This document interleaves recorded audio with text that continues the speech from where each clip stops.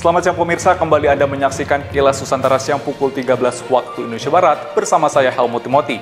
Pemirsa, mari kita ikuti bersama kegiatan para pejabat negara di sejumlah daerah di Jawa Tengah. Ketua DPR RI Puan Maharani meresmikan rumah susun sebagai asrama bagi para santri yang mondok di pesantren Al-Qurani Az-Zayadi, Kabupaten Sukoharjo. Sementara Kapolri Jenderal Listio Sigit bersama Menteri Kesehatan Budi Gunadi Sadikin mengecek langsung prosedur karantina bagi para pelaku perjalanan luar negeri di pos batas lintas negara Entikong, Kalimantan Barat.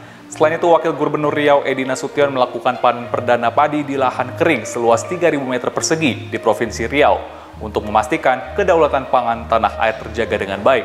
Dan berikut ketiga kegiatan mereka dari Jawa Tengah, Kalimantan Barat, dan Riau.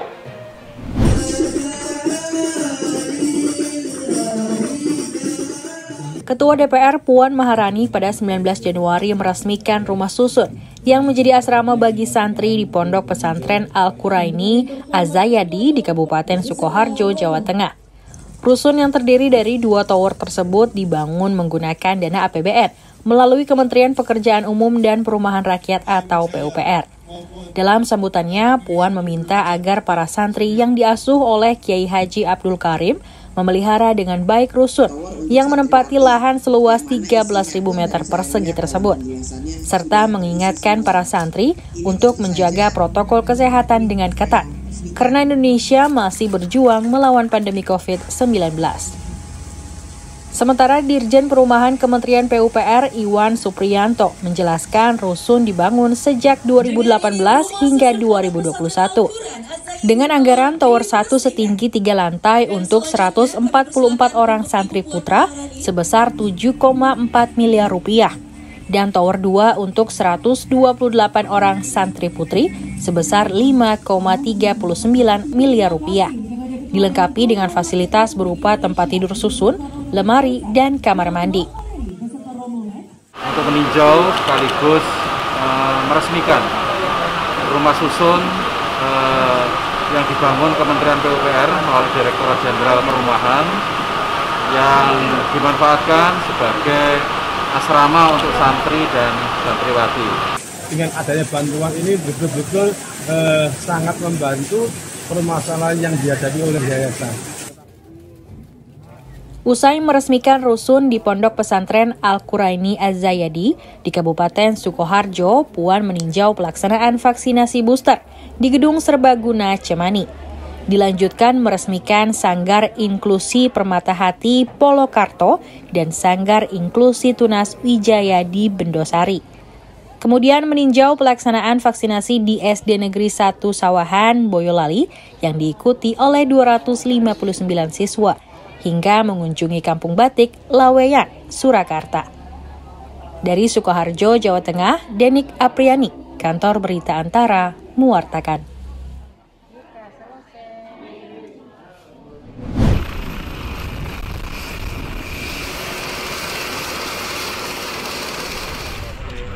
Kapolri Jenderal Polisi Listio Sigit Prabowo bersama Menteri Kesehatan Budi Gunadi Sadikin meninjau penerapan protokol kesehatan dan prosedur pelaksanaan karantina bagi para pelaku perjalanan luar negeri di pos lintas batas negara Entikong, Kalimantan Barat, Rabu 19 Januari. Listio mengatakan wilayah Entikong merupakan salah satu pintu masuk pelaku perjalanan luar negeri bagi pekerja migran yang masuk ke wilayah Indonesia. Ia menyebut varian baru Omikron mayoritas masuk dari pelaku perjalanan luar negeri. Oleh karena itu, pihaknya ingin memastikan penerapan protokol kesehatan dan karantina yang diberlakukan. Kali ini kita ingin memastikan bagaimana proses pemeriksaan terhadap PMI ataupun pelaku perjalanan luar negeri yang masuk melalui PLBN Entikong. Mulai dari pintu masuknya, bagaimana pengecekan terhadap protokol kesehatannya, dan kemudian setelah itu bagaimana proses karantina, sehingga kita harus meyakinkan bahwa semuanya itu berjalan dengan baik. Lebih lanjut, mantan Kapolda Banten itu mengatakan semua personel TNI, Polri, dan pihak terkait lainnya tidak boleh lengah terkait dengan penerapan protokol kesehatan dan masa karantina bagi para pelaku perjalanan luar negeri Hal tersebut penting sebab menjadi salah satu kunci utama dalam pencegahan penularan COVID-19 varian Omikron. Dalam tinjauannya di pos lintas batas negara Entikong, Kalimantan Barat, prosedur protokol kesehatan dan karantina disebut berjalan sesuai dengan aturan yang berlaku.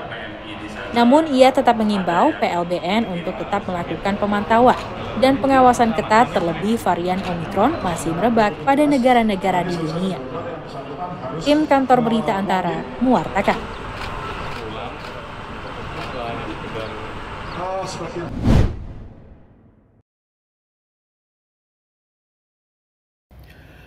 Wakil Gubernur Riau Edi Afrizal Nazar Nasution pada 19 Januari menggelar panen perdana padi jenis Inpago yang ditanam di atas lahan kering seluas 3.000 meter persegi yang berada di unit pelaksana teknis perlindungan tanaman pangan dan hortikultura Dinas Pangan Riau.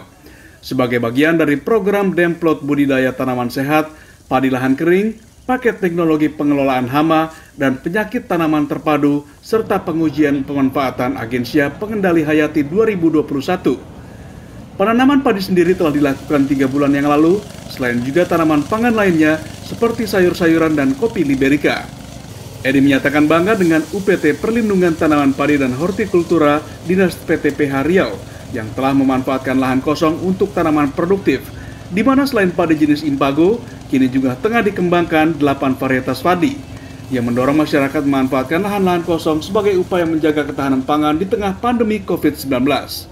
Saya beberapa waktu yang lalu memang menyampaikan kepada Kepala UPT bahwa lahan-lahan ini banyak yang bisa kita lakukan sebenarnya untuk dimanfaatkan. Terbukti hari ini, hanya dalam beberapa bulan yang lalu, sekarang kita bisa melaksanakan panen. Melalui kegiatan seperti itu diharapkan dapat menjadi contoh dan dorongan bagi dinas-dinas lain agar dapat melakukan kegiatan terbaru dan inovasi seperti dengan metode pengendalian hama terpadu. Dari Pekanbaru Riau, Ervan Setiawan, Kantor Berita Antara, mewartakan. Pemirsa, bila program Kilas Nusantara belum mencukupi kebutuhan Anda akan pemuktahiran informasi terkini, maka bertandanglah ke portal antaranews.com untuk memperoleh perkembangan berita terbaru setiap saat. Sedangkan program menarik lain dapat Anda temukan di kanal YouTube Antara TV Indonesia dan Yusi TV. Kami akan kembali nanti pukul 17 waktu Indonesia Barat dalam Kilas Nusantara sore. Selamat melanjutkan kembali aktivitas yang Anda. Sampai jumpa.